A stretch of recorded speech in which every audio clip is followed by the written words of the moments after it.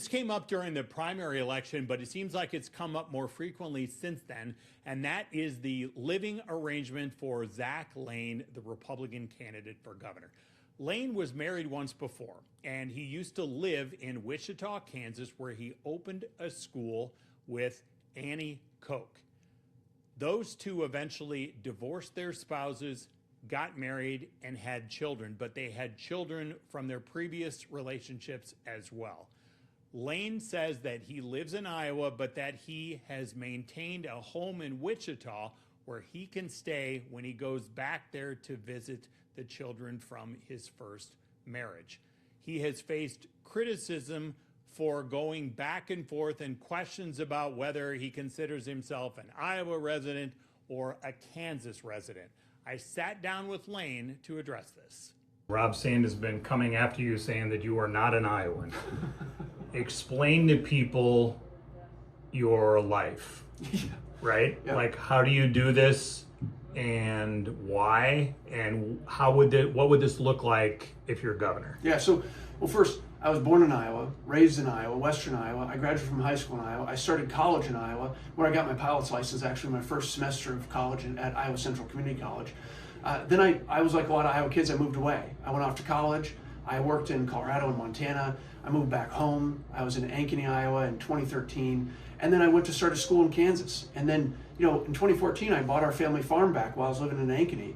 And then that was my intention to be our forever home. In Belle Plaine? In Belle Plaine, yeah. It was in Belle Plaine with great-great-grandpa's farm. And then came back after we started restoring that. And, I have a blended family. I've been very upfront with this. But we have a blended family. We have a parenting agreement. We maintain that. It will have zero effect on my ability to govern the state. Zero. And so we have a lot of support in our family, and we have a great support system. The kids are all in. They love what we're doing. And so, families are complicated. Blended families are really complicated, but it will have no effect on how we govern. Okay, so I've also heard this too for folks who don't know your family, but what will this mean?